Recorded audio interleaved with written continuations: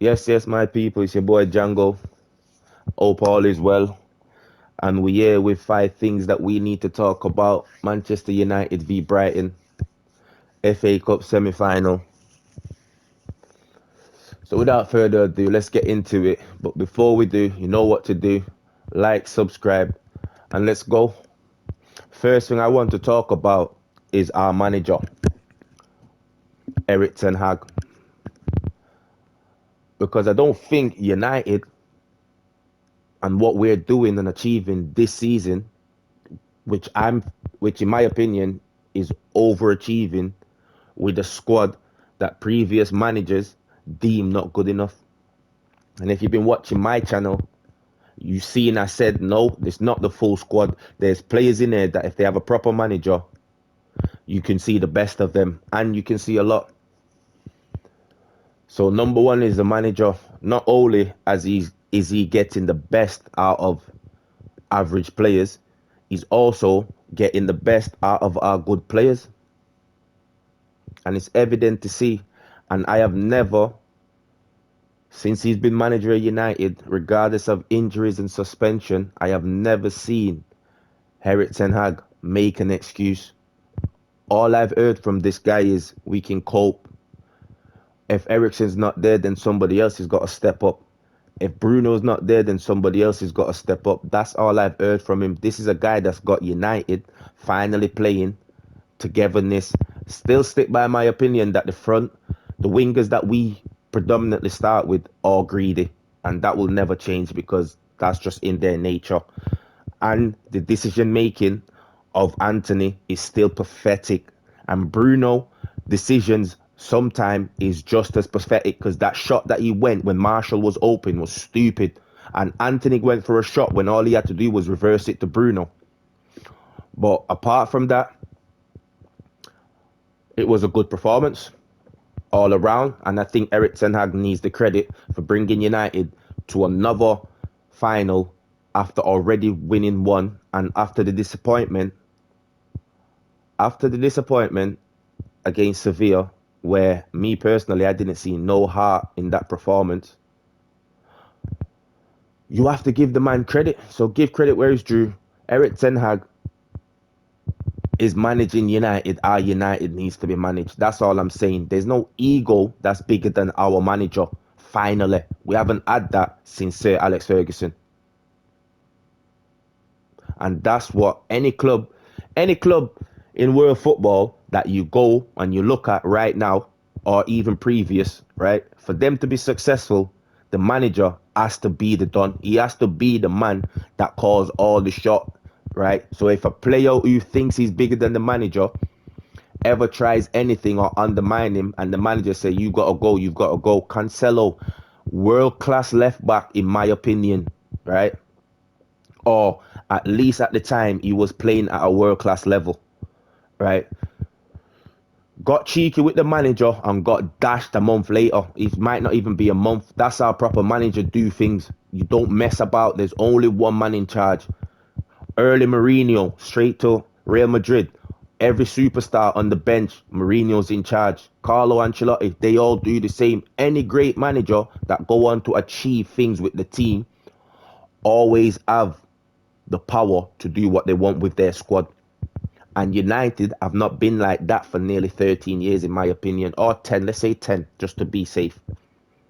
All right, so that was the number one thing I wanted to talk about. Eric Ten Hag deserves all the credit. The second thing I'm going to talk about, Bruno Fernandes and Maguire, right? It is evident who is the leader and who is the flop and shouldn't be at the club. Please tell me, all you United fans who was watching in and around the penalty shootout, even the little breaks that you get, who do you see consoling the players, hugging the players, giving the players advice, fully animated? Bruno Fernandes. What was Harry Maguire doing? Hands behind his back. That ain't a captain, and he should not be the captain. Even when he starts, he should not have the captain band. This guy is not a leader. He's a coward. I told you this all the time. This guy is a coward, which is why he tried to hide behind David De Gea's bad form, when David De Gea was going through the bad form. Then he started talking about language barrier and that. I'm sure we have Spanish, Sweden, and an Argentinian. Yes, I know Spanish and Argentinian is around about similar lingo, but you never hear anybody else complain about language barrier in football. Everybody I know talk about football, saying football is a universal language. As long as you know how to play the game, that's all that matters. And Harry Maguire do not know how to play the game. And I'm not here to, I don't care. I've already told you from the very start, before we signed this guy, he ain't good enough. I also pointed out the fact of how slow he was.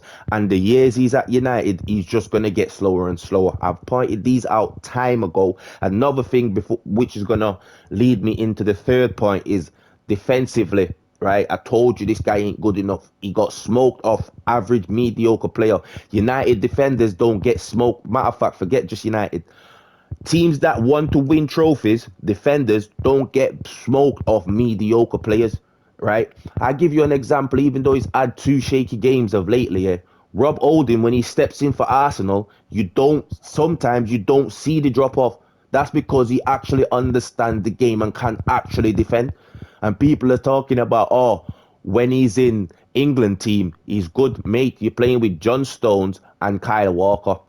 My great grandmother can sit in the back with them too, especially a Kyle Walker with his pace. And then you got Luke Shaw, who's a very good player.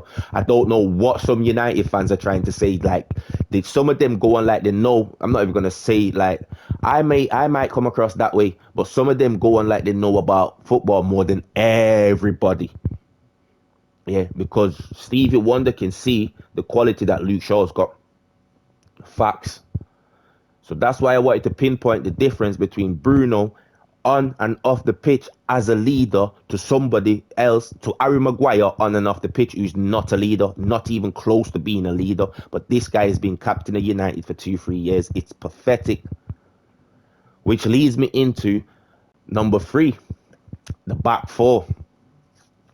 Like I'm saying, if you've been paying attention to my channel, I called out for this back 4 against Sevilla. The first thing I said before I even picked this back 4, is I do not want to see Harry Maguire nowhere near the team, right? I said, if Maguire plays, we lose the game. And what happened? Maguire plays, mistake, and we lost the game. I told that. It's evident to see you cannot be that delusional to actually think Maguire is at the level of United. It's not even close. And all you people who used to try and say Maguire's better than Lindelof, I hope you're eating a nice set of humble pie. Can please tell me that you heard De Gea's little knock, little digger. And I'm glad that De Gea done that, because he's not somebody who's going to be disrespectful and come out in the media and that. But the interview he done on United channel, and I think ESPN has got onto it as well, where he's saying it's a shame that Victor Lindelof don't play as much as he should because he's a great defender, right? Me personally, I know that's another, the guy who was cussing De Gea previously towards the World Cup. I know that for a fact. Even the next thing De Gea said about Lindelof, when I look up and I saw it was Victor, I know he's got ice in his vein. I said we've won it. There ain't no, but even though Maguire can take a penalty, don't get it twisted like I'm going to take that away from him. I will always be honest with my opinion. Yes, Slabhead can take a penalty, but I call Victor Lindelof the Iceman for a reason.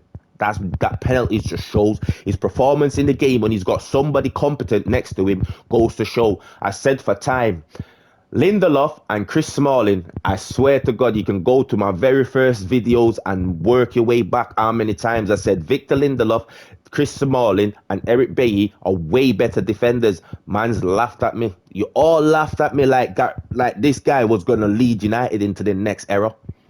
All of you. Yeah, nobody laughing now, innit?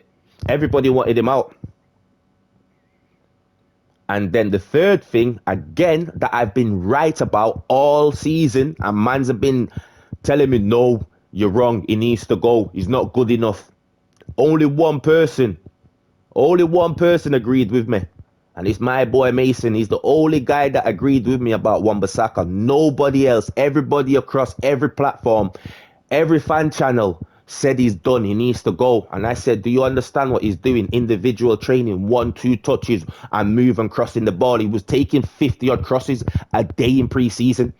That's somebody who's dedicated to getting his pot back. right? And the first 2 games I said, if Eric Ten Hag don't play Wan-Bissaka, he's going to miss out, right? Because I know how great Wan-Bissaka is defensively. Yeah, and I see all these fan channels jumping on the bandwagon now about Wambi and all of that. Yeah, all of you man was cussing him, telling him to get out. He's not good enough. And I said, bro, the guy is 23 at the time. Yeah, and I didn't see any of United players doing what he was doing during pre-season. And I said, put Wan-Bissaka back at right back because people was running past Dello and it may not just be Dello, but people were just running past our defense and that we looked at shambles. Right? Since Wan-Bissaka has been in the team, even Eric Ten Hag has finally realized when it comes to defensive work, there ain't nobody better. And when I see man twisting up 4 or 5 players and going on run, looking like a prime Cafu, might have gone a bit too far, but so what? So what? Wambi is the guy, and he has been the guy ever since he went back in the team. No disrespect to Dallo, because you heard me a couple of years ago, I said to you, or maybe a year ago, when was he at AC now? Was it last year or the year before? I said to you, don't let Dallo go out. Let him stay there and get his game time. Right? United fans again. Oh, United fan channels again. Oh, let him go out and do this and that. Imagine if Dallo had the year experience previously to this year, where he's fully inbred in the team. Well, last year when under Radniak, he was getting games and that. But imagine if the previous year, when they let him go to AC, he would have been in the Premier League. Defensively, he would be way solider than he is now. But like I said all the time, and I keep pointing it out, I don't watch football for pundits and other people to tell me what opinion to have. I watch football with my eyes.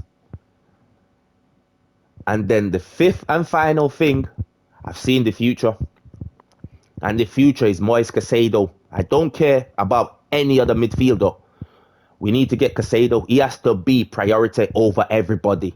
Yeah, I don't care about going to spend no 150 mil on Jude Bellingham. We have to get Caicedo. I don't want no McAllister. Caicedo is the future. That guy is Kante 0.2. That's who we need to get. Did you see him in that game? And I know it's not just the only game, because I ain't the only one who's been paying very good attention to this player, especially from I knew that United was offered him a 2.5 mil because Antonio Valencia is one of the guys who got him over into England to get him to a proper club. Caicedo is the future. If we let that guy go to Chelsea, Liverpool, Arsenal, Real Madrid, or anyone like that, we're stupid. He's the future. I don't want to hear nothing about no Declan Rice. Jude Bellingham and him are totally different. But my point is, we must get Caicedo at all costs. And I will do an individual video about this guy later on in the week. But Caicedo is the future, bro. That guy is insane. Listen to me. He's strong, quick, can tackle, can pass. Shooting needs to be worked on a bit, but we're not going to need him for that. We just need him in the Eriksen position. Imagine Caicedo there. Oh my days. It's lockdown season. I don't want no De Jong. Don't bring me De Jong. Don't bring me no McAllister or whatever you want to pronounce his name. The future is Moise Caicedo. That guy is insane. And how strong he is, yeah, he remind me of Antonio Valencia in centre mid. Nobody can push him off the ball. I don't think it's possible. I don't think it's possible. This guy is insanely quick, insanely strong, very good intricate passing touches. And yes, you might go and say, oh, you're going off one game, but I'm not. Because I watched him against Chelsea too. Watched him in the World Cup a lot. Like I said, I put bets on for different things and guys to win tackle. I had him on 2.5 tackle. By the time half time, he was on 8 tackles won. I'm telling you, Moise Caicedo is Kante. Is the next Kante. I'm not, whether he goes to be as good as Kante or not is yet to be seen. But from what I'm seeing, Moise Caicedo needs to be at United. That's the future right there. I've seen it. That's all I want to say, people. You let me know your thoughts in the comment, like, subscribe, and I'll see you on the next video.